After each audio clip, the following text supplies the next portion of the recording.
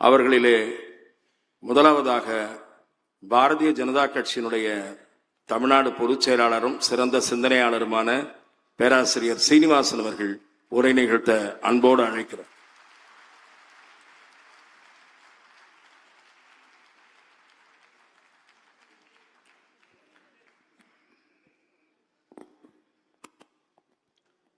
இரண்டு கூட்டணிகள்ல முதலாவதாக வரப்போற கூட்டணி பிஜேபி கூட்டணி என்பதனால என்னை முதலாவதாக அழைத்திருக்கிறார்கள் என்று நினைக்கிறேன்.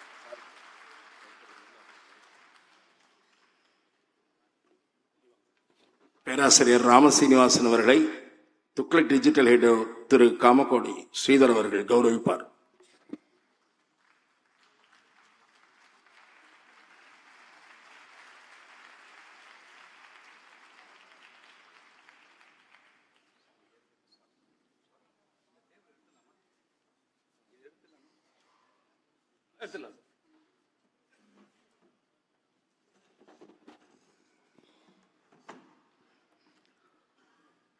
என் அண்ணனும் ஆசானுமாகிய துக்ளக் ஆசிரியர் ஐயா குருமூர்த்தி அவர்களே, மத்திய அமைச்சர் மாண்புமிகு தர்மேந்திர பிரதான் அவர்களே,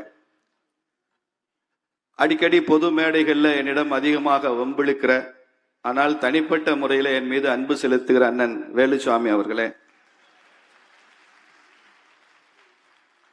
பாரதிய ஜனதா கட்சியினுடைய மூத்த தலைவர்கள் ஐயா பொன்னார் அவர்களே, அண்ணன் ராஜா அண்ணன் அவர்களே, இங்க இருக்கிற துக்ளக் வாசகர்கள், சகோதர சகோதரிகள், ఎంతరో మహానుభావులు అందరికీ వందనము. நான் இங்கே துக்ளக்கு சிறப்பு விருந்தினராகவோ பாரதிய ஜனதா கட்சியினுடைய பொதுச் செயலாளராகவோ மாத்திரம் வரமில்லை. 1977 இருந்து எனது 13வது வயதிலிருந்து நான் துக்ளக் வாசகனாக இருந்திருக்கிறேன் என்ற மகிழ்ச்சியில இங்க வருகிறேன். மதுரைக்கு பக்கத்துல டி கல்லுப்பட்டி கிராமத்துல பஸ் ஸ்டாண்ட்ல இருக்கிற ஒரு பெட்டி கடையில 5 துக்ளக் தான் வரும். அது எப்ப வருதுன்னு பார்த்து போய் வாங்கணும். 5 துக்ளக் வாங்குறதுக்கு ஒரு 10-12 பேர் ரெடியா இருப்பாங்க. துக்ளக் வாங்குறதுல ஒரு பெரிய போட்டியா இருக்கும். நான் அப்போ பள்ளி மாணவன், நெருக்கடி நிலை முடிந்த நேரம் அது. அவ்வளவு ஆர்வமாக துக்ளக் வாங்குவதை பார்த்த அந்த கடைக்காரர் அதற்கப்புறமா எவ்வளவு போட்டி இருந்தாலும் எனக்குன்னு ஒரு துக்ளக் இதெல்லாம் எடுத்து வச்சிருப்பார். நான் வருவதற்காகவே காத்திருப்பார். அப்படி ஆர்வமாக துக்ளக் படித்திருக்கிறோம். துக்ளக் தான் தமிழக மக்களுக்கு தேசிய அரசியலை அறிமுகப்படுத்தியது துக்ளக் பத்திரிகை தான். RSS இயக்கத்தை எனக்கு அறிமுகப்படுத்தியது துக்ளக் தான். ஜனதா கட்சி ஆட்சியை ஐயா மொரார்ஜி தேசாய் அவர்களை தமிழக மக்களுக்கு அறிமுகப்படுத்திய துக்ளக். அதை மொரார்ஜி தேசாய் பத்திலாம் தமிழ்நாட்டில் யாருமே எழுத மாட்டாங்க, கவலைப்பட மாட்டாங்க. வாஜ்பாய், அத்வானி மாதிரி மகத்தான தலைவர்களை தமிழக மக்களுக்கு அறிமுகப்படுத்தியது 1980களிலே துக்ளக் பத்திரிகை தான் அறிமுகப்படுத்தியது. சந்திரசேகர் அவர்களை அறிமுகப்படுத்தியது. இப்படியெல்லாம் நிறைய தேசிய அரசியலை அறிமுகப்படுத்திய துக்ளக் தான். இதே துக்ளக் ஆண்டு விழாவில் தான் முதல் முறையாக ஐயா சோ அவர்கள் நரேந்திர மோடி தான் பிரதமராக வர வேண்டும் என்று சொன்னதும் இந்த துக்ளக்ல தான். அதனால துக்ளக் பத்திரிகையினுடைய வாசகன் என்ற முறையிலே நான் இங்கே கலந்து கொள்வதில் மகிழ்ச்சி அடைகிறேன். இன்றைக்கு போகி பண்டிகை. போகி பண்டிகைன்னா வேண்டாததெல்லாம் தூக்கி போடுறதுதான் போகி பண்டிகையின் சிறப்பு. நம்ம கூட இன்னைக்கு வேண்டாத விரும்பாத திமுக ஆட்சியை தூக்கி போடுவோம் என்று போகி பண்டிகையில நாம ஒரு உறுதிமொழி எடுத்துக்கொள்ள வேண்டும். வேண்டாத பழையன கழிதலும் புதியன புகுதலும் அப்படின்னு பாரதி சொல்லி இருக்கிறான். அது மாதிரி தேவையில்லாத இந்த ஆட்சி, வள்ளல் பெருமகனார் சொல்லியிருக்கிறாரு, கருணையற்ற ஆட்சி கடிது ஒழிக அப்படின்னு சொல்லியிருக்கிறார் வள்ளல் பெருமகன். வள்ளலார் மாதிரி ஒரு மகத்தான மாமனிதர், ஒரு மகான் வாயிலிருந்து கூட கடிது ஒழிக என்ற வார்த்தை வருதுன்னா அது திமுக ஆட்சிக்கு தான் வள்ளலார் சொல்லியிருக்கிறார் என்பது தெரியாமல் பல பேர் அதை வாசித்துக் கொண்டிருக்கிறார்கள் திமுகவிலே. அப்படிப்பட்ட போகி பண்டிகை நாளைக்கு தை முதல் நாள் புத்தாண்டு. உங்களுக்கு எல்லாம் பொங்கல் வாழ்த்தை திருப்பரங்குன்றம் முருகப்பெருமானுடைய அருளால உங்களுக்கு எல்லாம் பொங்கல் வாழ்த்து சொல்றேன். நான் மதுரையிலிருந்து வருவதனால திருப்பரங்குன்றம் முருகன் பெருமான் பேர்ல சொன்னாதான் சிறப்பாக இருக்கும் என்பதனால. நண்பர்களே, இன்னைக்கு இந்தியாவில் பல கட்சிகள் இருந்தால் கூட 2 மாநில கட்சிகள் மாத்திரம்தான் 75 ஆண்டுகளாக இன்னும் ரெலவெண்டா இருக்கு. ஏதோ ஒரு வகையில அந்த கட்சிகள் இன்னும் ஆட்சியில் இருக்கிறது, செல்வாக்கில் இருக்கிறது. அவர்கள் ஒரு நேரேட்டிவ் செட் பண்ண முடியுது, அவங்களால மக்கள் மனதில் தாக்கத்தை உருவாக்க முடிகிறது என்றால் ஒன்று காஷ்மீர்ல இருக்கிற தேசிய மாநாட்டு கட்சி. 75 வருஷமா இருக்கு, சுதந்திரம் அடைஞ்ச காலத்துல இருந்து. இன்னொன்று தமிழ்நாட்டில் திராவிட முன்னேற்ற கழகம். அவங்களுக்கு ஏதோ ஒரு வகையில உயிர் இருந்து கொண்டே இருக்கத்தான் செய்யுது. நான் டெல்லியில ஆர்கனைசர் RSS ஆங்கில பத்திரிகையினுடைய எடிட்டரை சந்திக்கும் போது நான் சொன்னேன், திமுக மேல என்ன நமக்கெல்லாம் பெரிய விமர்சனம் என்று அவர் பேசிக் கொண்டிருக்கும் போது கேட்டார். அப்போது மற்ற மாநில கட்சிகள் வேறு, திமுக வேறு. DMK is not just a regional party. It is totally different culture, different DNA, different genetics. திமுக என்பது இந்திய எதிர்ப்பில் உருவான ஒரு கட்சி. அதனுடைய டிஎன்ஏலே இந்திய எதிர்ப்பு இருக்கு. அவனால் அந்த தேசத்தை, தேச ஒருமைப்பாட்டை, தேசியத்தை நிபந்தனையற்று ஏற்றுக்கொள்ள முடியாத கட்சி திமுக. ஏவா வேலுன்னு ஒரு அமைச்சர் சொன்னார்ல, இந்தியாவா அது எங்க இருக்கு, எங்களுக்கு திராவிடம் தானே தெரியும்னு தமிழ்நாட்டில் ஒரு அமைச்சர் பேசினார். இந்தியா என்ன எங்க இருக்குன்னு கேட்டார். மறுநாள் ஒரு வாரம் கழிச்சு இன்கம் டாக்ஸ் ரெய்டு வந்தது. அப்ப சொன்னார், இந்திய அரசு இப்படி செய்யலாமான்னு கேட்டார். ஒரு ரெய்டு வந்தோடனே இந்திய அரசு எங்கே இருக்கிறது என்று அவருக்கு தெரிகிறது. அது வரைக்கும் இந்தியான்னா தெரியல, இத்தனை வருஷம் அரசியல் அவருக்கு தெரியவில்லை. இந்திய எதிர்ப்பு அவர்கள் ரத்தத்தில் ஊறி போயிருக்கு. இந்தியாவுக்கு சுதந்திரம் வேண்டாம் என்று சொன்னவர்கள் அந்த கட்சியினுடைய முன்னோர்கள். அப்படியே கொடுத்தாலும் எங்களுக்கு திராவிடஸ்தான் என்று தனியாக இருக்க வேண்டும் என்று முழங்கியவர்கள். நம்ம நாட்டுக்கு 1947 ஆகஸ்ட் 15 சுதந்திரம் வந்த போது விடுதலை நாளை துக்க தினமாக, கருப்பு தினமாக கொண்டாட வேண்டும் என்று சொன்னவர்கள். இப்படி இந்த தேசத்திற்கு எதிராக சிந்திக்கிற மரபு, பழக்கம், DNA அந்த கட்சியில இருக்கு. இது மற்ற மாநிலங்களில் இருக்கிற கட்சிகளுக்கு அப்படி இல்லை. பக்கத்து மாநிலங்கள் இருக்கிற கட்சிகளுக்கும் அப்படி கிடையாது. இயற்கையிலேயே அவர்கள் கடவுளுக்கு எதிரான கொள்கை, தெய்வ நிந்தனை செய்கிற கட்சியாக இருக்கிறது. ஈவேரா சேலத்தில் ராமர் சிலையை எப்படியெல்லாம் ராமர் படத்தை அவமானப்படுத்தினார் என்பது தெரியும். ஐயா வீரமணி அவர்கள் கூட ஒரு முறை குறிப்பிட்டார், நாங்கள் ராமனுக்கு செருப்பு மாலை அணிந்த பிறகு திமுக மறுபடியும் ஆட்சிக்கு வந்தது அப்படின்னு சொன்னார்.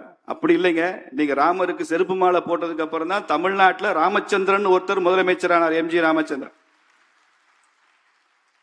ராமன் எப்படி பழி வாங்குவார்? ஒரு விநாயகரை ஈவேரா உடைத்த பிறகுதான் இன்னைக்கு தமிழ்நாடு முழுக்க 1 லட்சம் விநாயகர்களாக இன்னைக்கு ஊர்வலம் போய் கொண்டிருக்கிறோம். தமிழ்நாடு முழுக்க தெய்வ நிந்தனை செய்கிற கட்சியாக இருக்கு.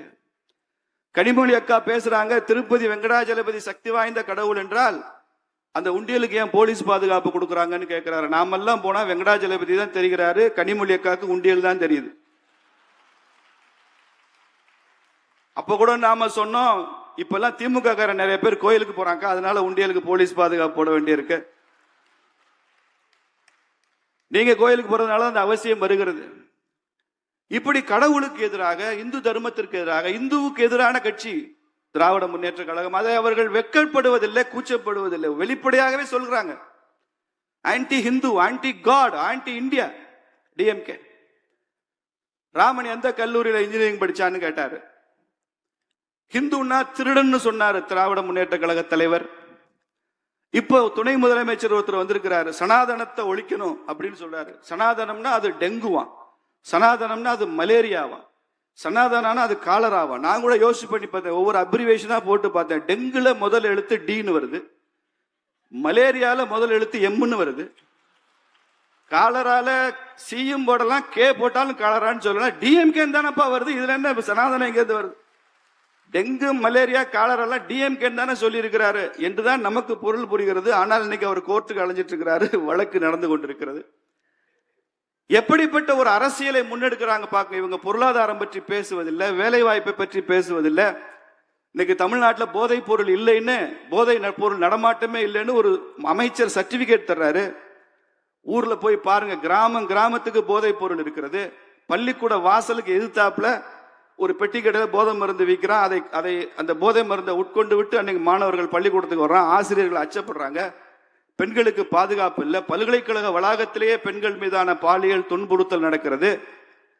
எப்படிப்பட்ட இன்னைக்கு இந்தியாவிலேயே அதிகமான குடிகாரர்களை கொண்ட மாநிலம் தமிழ்நாடு, நம்பர் 1.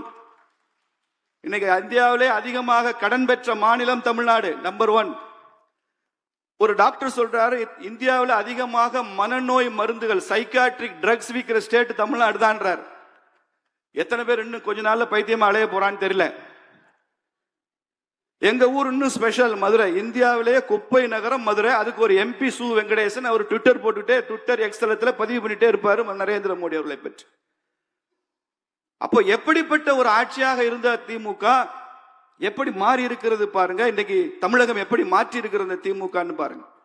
ஒரு காலத்துல பெருந்தலைவர் காமராஜரும் மூதறிஞர் ராஜாஜியும் எம்ஜிஆர் அவர்களும் ஜெயலலிதா அம்மையார் மாதிரி ஒரு தலைமையோடு ஆளுமையோடு ஆட்சி நடத்தின காலத்தை மாறி இன்னைக்கு கருணாநிதி, ஸ்டாலின், அதுக்கு அடுத்த முதலமைச்சரும் தயாராக இருக்கிற நிலைமை உருவாயிருக்கிறது என்றால் இந்த அவலத்தை எங்கே சொல்ல?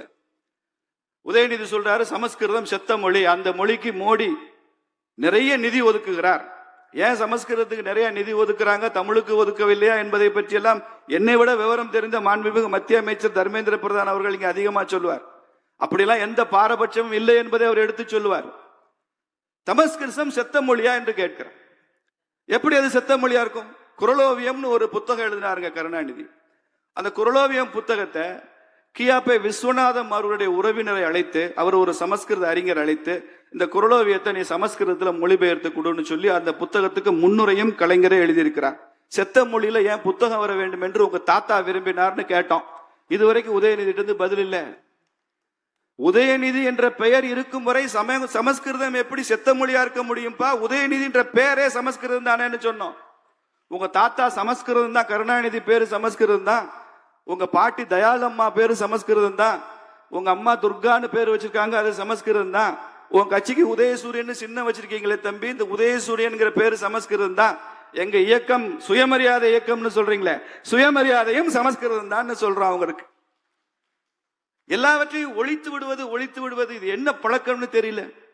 மற்ற மாநிலங்களை பற்றி குறைத்து ஒரு திமுக எம்பி நாடாளுமன்ற அவையில பேசுறாரு. மத்திய பிரதேசம், உத்தரப்பிரதேசம், ராஜஸ்தான் இந்த மாதிரி மாநிலங்கள் எல்லாம் குறிப்பிட்டு இதெல்லாம் கோமுத்ரா ஸ்டேட்ஸ் அப்படிங்கிறார். கவ் யூரின் ஸ்டேட்ஸ். என்ன திமிரு கொழுப்பு, என்ன திமிரு திமுக. இதுவரைக்கும் திமுக அந்த அமைச்சரை அந்த எம்பியை கண்டிச்சிருக்காங்களா? நடவடிக்கை எடுத்திருக்காங்களா? இதான் நீங்க கேட்கிற மாநில சுயாட்சியா? ஜிஎஸ்டி மீட்டிங்ல போய் பிடிஆர் பழனிவேல் தியாகராஜன் பினான்ஸ் மினிஸ்டரா இருக்கிறப்போ ஜிஎஸ்டி மீட்டிங்ல சொல்றாரு தமிழ்நாட்டுக்கு ஒரு ஓட்டு, கோவாவுக்கும் ஒரு ஓட்டான்னு கேட்கிறார். இதுதான் மாநில சுயாட்சியா? மாநிலங்களுடைய சைஸை வச்சுக்கிட்டு அதை முடிவு செய்வீங்களா? எல்லா வகையிலும் இந்த நாட்டினுடைய ஒருமைப்பாட்டுக்கு எதிரான கட்சி. ஹிந்திக்கு எதிர் புரியுது, மும்மொழி கொள்கை வேண்டாம், 2 மொழி கொள்கை. கருணாநிதிக்கு நாணய வெளியிடுங்கன்னு சொன்னீங்க, அதை ஹிந்தியில தான் கருணாநிதி எழுதியிருக்கு, தமிழ்ல எழுதல. கருணாநிதிக்கு வெளியிட்ட நாணயத்துல ஹிந்தியில தான் கருணாநிதி எழுதியிருக்கு. அது மாத்திரம் வேணுமா உங்களுக்கு? அப்போ anti God, anti India, anti Hindu, anti Brahmin, anti Sanskrit, anti north, இந்த மாதிரி ஒரு கட்சியை தூக்கி எறிய வேண்டும் என்பதுதான் 2026 தேர்தலில் நமக்கான வேலை. 1962 கூட்டணி வருது. அப்ப மூதறிஞர் ராஜாஜியும் சுதந்திரா கட்சியும் ஃபார்வர்ட் பிளாக்கும் கூட்டணி, தேவரையாவும் அவரும் கூட்டணி வச்சுக்கிட்டாங்க. அப்ப ராஜாஜி சொல்லுகிறார் தேவர்கிட்ட, பசும்பன் தேவரையாட்டு சொல்றாரு, இந்த கூட்டணியில நாம திமுகவை சேர்த்துக்குவோம், நம்ம கூட்டணிக்கு அது நல்லது, காங்கிரஸை சுலபமா வீழ்த்திடலாம். அப்ப பசும்பன் தேவர் சொன்னாரா, திமுகவை கூட்டணியில சேர்த்துக்கிட்டா நமக்கு நல்லது ஐயா, இந்த நாட்டுக்கு நல்லது இல்லை அப்படின்னு சொல்லியிருக்கிறார். இன்னைக்கு அதே தான் வாசகம், நமக்கு நல்லது, இந்த நாட்டுக்கு நல்லது, திமுக இந்த தேசத்திற்கு நல்லதல்ல என்பதை தமிழக அரசியல்ல பல பேரும் புரிந்து வச்சிருக்கிறாங்க. அதுல பசும்பன் தேவர் முதலிடத்தில் இருக்கிறார் என்பதுதான் மதுரையில் இருந்து நான் உங்களுக்கு கொடுக்கிற செய்தி. அப்படிப்பட்ட ஒரு கட்சியை ஆட்சிக்கு வர விடக்கூடாது. நமக்கு இன்றைக்கு வலிமையான கூட்டணி தேவை. பல பேர் சொல்றாங்க பிஜேபி தனியா நின்று ஜெயிச்சலாம். ஆசிரியர் ஐயா குருமூர்த்தி சொன்னாங்க, இன்னும் 10 வருஷத்துக்கு திமுக ஆட்சியில இருந்தா பரவாயில்லையா அப்படின்னு கேட்டார். 10 வருஷம் திமுக ஆட்சியில இருந்தா தமிழ்நாடே இருக்காதுங்க. அதுக்கப்புறம் கூட்டணி வச்சான்னா வைக்காட்டேன், தமிழ்நாடே இருக்காது, காலி, போயிந்தி, கான். வலிமையான கூட்டணி வேண்டுமா இல்லையா? தமிழ்நாட்டில் கட்சிகள் வெற்றி பெறுவதில்லை, கூட்டணிகள் தான் வெற்றி பெறுகிறது. 1967 இருந்து தொடர்ந்து வெற்றி பெற்று கொண்டிருக்கிற கட்சிகள் எல்லாம் திமுக உட்பட கூட்டணி சேர்ந்துதான் வெற்றி பெறுகிறார்கள். தனியாக களம் சந்திக்க எந்த கட்சியும் தயாராக இருந்ததில்லை. எங்க ஊர் பக்கம் சிவகங்கை மாவட்டத்தில் திருக்கோஷ்டியூர்னு ஒரு ஊர் இருக்கு. அந்த திருக்கோஷ்டியூருடைய ஸ்தல புராணம் வாசிச்சீங்கன்னா அதுல ஒரு பெரிய அசுரனை எதிர்ப்பதற்கு சிவன், பிரம்மா, விஷ்ணு 3 பேரும் கூட்டணி சேர்ந்து எதிர்த்தார்கள் என்பதுதான் திருக்கோஷ்டியூரை. சிவனுக்கும் பிரம்மாக்கும் விஷ்ணுவுக்குமே கூட்டணி தேவைப்படுதுன்னா அதிமுக பிஜேபிக்கு கூட்டணி வேண்டாமான்றதான் என் கேள்வி. ஒரு அசுரனை எதிர்க்கிறதுக்கே கூட்டணி வேண்டுது, திமுக மாதிரி அசுரனை எதிர்க்கிறதுக்கு எத்தனை கூட்டணி வேணும்? கண்ண பரமாத்மா என்ன சாதாரண ஆளா? பூதகின்ற அரக்கியை கொல்ல தெரிந்த கண்ணனுக்கு, கோவர்த்தனகிரி மலையை எடுக்க தெரிந்த, கையில தூக்க தெரிந்த கண்ணனுக்கு, அவங்க அம்மா வெண்ணப்பானையில வச்சிருந்த உரிப்பானையில வச்சிருந்த வெண்ணெய் எடுக்க தெரியாதா என்ன கண்ணனுக்கு? கண்ணை என்ன பண்றாரு? 4-5 பேரை கூப்பிடுறாரு, கூட்டணி சேர்க்கிறாரு. ஒருத்தர் முதுகுல ஒருத்தர் ஏறி போய் அந்த வெண்ணெய் எடுக்கிறாருன்னா, உரிப்பானையில வச்சிருக்கிற வெண்ணெய் எடுக்கிறதுக்கே கூட்டணி வேணும்னா திமுகவை ஆட்சியிலிருந்து அகற்றுவதற்கு கூட்டணி வேணுமா வேணாமான்னு அந்த வாசகர்கள் நான் கேட்கிறேன். வேணும்ல? எல்லோரும் சேர்ந்துதான் ஒரு காரியத்தை செய்ய முடியும். பிக்ஸ் யுவர் எனிமி ஃபர்ஸ்ட்ங்கிறதா அரசியலினுடைய பாலபாடம். Fix your enemy first. இன்னைக்கு தமிழகத்தின் எதிரி, இந்தியாவின் எதிரி, இந்துக்களின் எதிரி திமுக தான். அந்த எதிரியை அகற்றுவதான் 2026 நமக்கு வேலை. அதுதான் திருப்பரங்குன்றம் நமக்கு சொல்கிற செய்தி. திருப்பரங்குன்றம் மலையில என்ன பிரச்சனை? மலை உச்சியில ஒரு தீபத்தூண் இருக்குங்க. அந்த மலையவே சிக்கந்தர் மலைன்னு சொல்றான். எப்படி சிக்கந்தர் மலை? 2000 ஆண்டுகளுக்கு முன்னால் பாடின திருமுருகாற்றுப்படையில நக்கீரன் சொல்றான், இந்த மலை உனக்கு சொந்தம்டான்னு பாடப்பட்ட திருமுருகாற்றுப்படை 6 படை வீடுகளில் முதல் படை வீடு திருப்பரங்குன்றம். அங்க எப்படி சிக்கந்தர் வந்தாரு? மார்க்சிஸ்ட் கட்சியினுடைய மாநில செயலாளர் சொல்றாரு அது சிக்கந்தர் மலைன்னு. தேர்தலில் பாடம் புகட்டுவார்கள் இந்துக்கள் என்று அந்த கட்சிகளுக்கு நான் எச்சரிக்கிறேன். எப்படி சிக்கந்தர் மலையா இருக்க முடியாது? முருகனுக்கு சொந்தம். அங்க இருக்கிற தர்கா, அங்க இருக்கிற படிக்கட்டுகள், அங்க இருக்கிற நெல்லித்தோப்பு என்ற பகுதி, இது மாத்திரம்தான் அந்த ஜமாத்துக்கு சொந்தம், தர்காவுக்கு சொந்தம். மத்த எல்லாம் கோவிலுக்கு சொந்தம்னு 1920 தீர்ப்பு இருக்கு, 1931 தீர்ப்பு இருக்கு, பிரிவி கவுன்சில் ஜட்ஜ்மெண்ட் இருக்கு, 1994 நீதியரசர் கனகராஜ் தீர்ப்பு இருக்கு, இப்ப 2025 நீதியரசர் சுவாமிநாதனுடைய தீர்ப்பு இருக்கு. மேல்முறையீட்டிலும் 2 அமர்வுகள், 2 நீதிபதிகள் கொண்ட அமர்வுல தீர்ப்பு இருக்கு. எதையும் நான் மதிக்க மாட்டேன், அங்க இருக்கிறது சர்வே கல்லு அப்படின்னு ஒருத்தர் பேசுறாங்கன்னா என்ன உச்சபட்ச அராஜகம் இது? இந்துக்களுக்கு நேருகிற வஞ்சனை இல்லையா? துரோகம் இல்லையா? அநீதி இல்லையா? அத்துணையும் மீறி திருப்பரங்குன்றத்தில் அடுத்த கார்த்திகைக்கு தீபம் ஏற்றப்படும். திருப்பரங்குன்றம் தீபம் ஏற்றப்படும். இந்த ஆட்சியில ஏன் முடியவில்லை என்றால், தீர்ப்பு வந்தும் கூட முருகன் தீர்ப்பு வேற மாதிரி இருக்குன்னு நினைக்கிறேன். திமுக ஆட்சியில் தனக்கு தீபம் வருவதை முருகனே விரும்பாத காரணத்தினால்தான் இது நடக்கவில்லை நினைக்கிறேன். அடுத்த ஆட்சியில பாரதிய ஜனதா கட்சியினுடைய ஆதரவுல நடக்கிற ஆட்சியில, அங்கம் வகிக்கும் ஆட்சியில தீபம் ஏற்றப்படத்தான் போகிறது. முருகன் நமக்கு ஆசீர்வாதம் கொடுக்கத்தான் போறார். இல்லைன்னா இந்துக்களுக்கு இங்க வாழ முடியாத சூழ்நிலை உருவாயிரும். இன்னைக்கு தேவை ஒரு வலிமையான ஹிந்து எழுச்சி நமக்கு தேவை. இந்த தேர்தல் ஹிந்துவாக வாழ்கிறோம், ஹிந்துவாக விரதம் இருக்கிறோம், ஹிந்துவா பாத யாத்திரை போறோம், இந்துவா ஆலய வழிபாடு செய்கிறோம். இதெல்லாம் எவ்வளவு முக்கியமோ அதற்கு சற்றும் குறையாத முக்கியம் ஹிந்துவாக நீங்கள் வாக்களிக்க வேண்டும் என்பது அதை விட அதிக முக்கியம். ஹிந்துவாக வாழ்வோம், இந்துவாக வாக்களிப்போம் என்பதையும் இந்த தேர்தல் நாம காமிக்கணும். ஒரு ஒன்றுபட்ட ஹிந்து வாக்கு வங்கியை நாம் உருவாக்கி 26 தேர்தலில் திமுகவை வீட்டுக்கு அனுப்புவோம். ஆட்சியிலும் அரசியலிலும் திமுகவை அகற்றுவதுதான். காங்கிரஸ் முக்த் பாரத் அமித்ஷா அவர்கள் சொன்ன மாதிரி திமுக முக்த் தமிழ்நாடு என்று ஒன்றை உருவாக்குவதுதான் நமது இலக்காக இருக்கணும். பாரத் மாதா கி ஜெய். வெற்றிவேல் முருகனுக்கு.